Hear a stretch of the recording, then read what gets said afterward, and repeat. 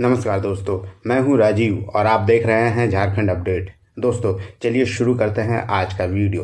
और आज के इस वीडियो में देखते हैं झारखंड करंट अफेयर्स से रिलेटेड कुछ महत्वपूर्ण प्रश्नों को। तो आइए शुरू करते हैं और देखते हैं आज के पहले प्रश्न को। दोस्तों आज का पहला प्रश्न है, हाल ही में मुख्यमंत्री हेमंत सोरेन द्वारा झारखंड के 10 जिलों में कितने राइस मिल्स खोलने की परियोजना का शिलान्यास किया है? Option A 11 rice mills, option B 12, option C 13 और ऑप्शन डी 14। दोस्तों इस प्रश्न का उत्तर है ऑप्शन डी यानी 14 राइस मिल्स। आइए देख लेते हैं इसे डिटेल में। दोस्तों 24 जनवरी 2022 को मुख्यमंत्री हेमंत सोरेन ने झारखंड के 10 जिलों में 14 राइस मिल्स खोलने की योजना का शिलान्यास किया है। ये जिले हैं गढ़वा, पलामू, लातेहार, पश्चिमी सिंहभूम, खूंटी, गुमला, सिमडेगा, धनबाद, बोकारो और गोड्डा। आपको बता दें कि मुख्यमंत्री ने कहा कि राज्य में राइस मिलों की कमी के कारण किसानों को उनकी उपज का पर्याप्त मूल्य नहीं मिल पा रहा था। राइस मिल्स के खुलने से अब उन समस्याओं पर विराम लगेगा तथा राज्य के किसानों के साथ साथ झारखंड की अर्थव्यवस्था में भी सुधार होगा। इसके अलावा आपको बता दें कि मुख्यमंत्री ने कहा कि राइस मिल्स के स्थापित होने से बड़ी संख्या में स्थानीय लोगों को रोजगार के अवसर प्राप्त होंगे। मुख्यमंत्री ने साथ ही कहा कि फूड प्रोसेसिंग पॉलिसी के तहत Jharkhand industrial area development authority द्वारा निवेशकों को रियायती दरों पर जमीन मुहैया कराई जा रही है और निवेशकों को राज्य में प्रोसेसिंग यूनिट स्थापित करने के लिए राज्य सरकार कई प्रकार से उन्हें प्रोत्साहित भी कर रही है। चलिए अब देखते हैं आज के दूसरे प्रश्न को। दोस्तों पलामू टाइगर रिजर्व में 2019 में जारी की गई बाघ गणना रिपोर्ट अर्थात टाइगर सेंसस रिपोर्ट के बाद पहली बार कितने टाइगर को हाल ही में देखा गया है? Option A 1, option B 2, option C 3 अथवा ऑप्शन डी 4। इसका सही उत्तर है ऑप्शन ए 1 बाघ को। दोस्तों आपको बता दें कि हाल ही में पलामू टाइगर रिजर्व्स में लंबे अरसे के बाद मार्च 2020 के बाद एक बाघ को देखा गया है। 2019 में जारी की गई टाइगर सेंसस रिपोर्ट में इस रिजर्व में बाघों की संख्या 0 बताई गई थी, किंतु अब रिजर्व में बाघ देखा जाना राज्य के लिए एक खुशखबरी है। इस संबंध में आपको बता दें कि पलामू टाइगर रिजर्व की स्थापना वर्ष 1974 में प्रोजेक्ट टाइगर के अंतर्गत की गई थी। पलामू टाइगर रिजर्व विश्व का ऐसा प्रथम सैंक्चुअरी यानी अभयारण्य है जहां पगमार्क गिनती अर्थात फुटप्रिंट काउंट के आधार पर बाघ की गणना की गई थी। झारखंड के लातेहार जिले में कुल 1130 वर्ग किलोमीटर क्षेत्र में विस्तृत पलामू टाइगर रिजर्व के अंदर ही 226.32 वर्ग किलोमीटर में बेतला नेशनल पार्क भी स्थित है। आइए देखते हैं आज के तीसरे प्रश्न को। पब्लिक अफेयर्स इंडेक्स 2021 में विकास के मामले में बड़े राज्यों की श्रेणी में झारखंड को कौन सा स्थान प्राप्त हुआ है?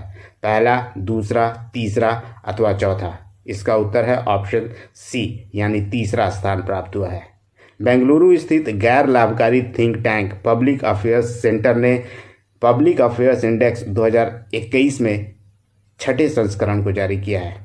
इंडेक्स में विकास के मामले में बड़े राज्यों की श्रेणी में झारखंड को तीसरा स्थान प्राप्त हुआ है।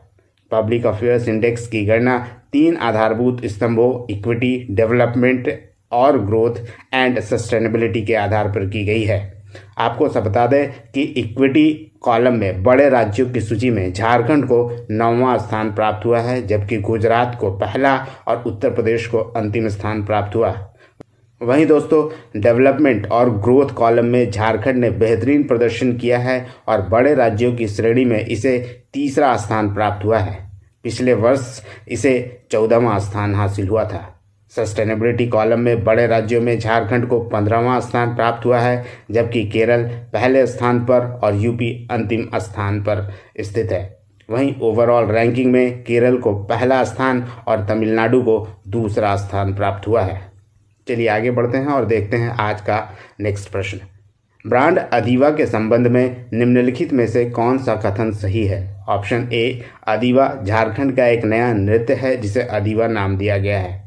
ऑप्शन बी, अदीवा झारखंड के पारंपरिक आभूषणों का एक ब्रांड है। ऑप्शन सी, अदीवा झारखंड का एक पारंपरिक वस्त्र का एक ब्रांड है। और नेक्स्ट ऑप्शन है ऑप्शन डी, अधिवा झारखंड सरकार द्वारा जारी एक योजना है। दोस्तों इसका सही उत्तर है ऑप्शन बी, यानी अधिवा झारखंड के पारंपरिक आभूषणों का एक ब्रांड है। आइए इस संबंध में डिटेल में जानते हैं। आपको बता दें कि JSLPS अर्थात Jharkhand livelihood promotion society limited ने स्थानीय कारीगरों को बढ़ावा देने तथा रोजगार के अवसर प्रदान करने के लिए 2 नवंबर 2021 को झारखंड के पारंपरिक आभूषणों का एक ब्रांड अधिवा के नाम से लॉन्च किया।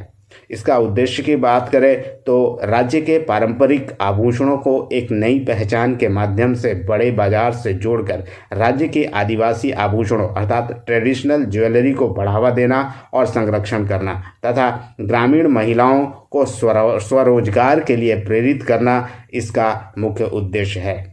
इसके अलावा आपको बता दें कि यह सखी मंडल की महिलाओं द्वारा निर्मित आदिवासी आभूषणों को बड़े बाजार से जोड़कर उन्हें एंटरप्रेन्योरशिप की ओर प्रेरित करना है।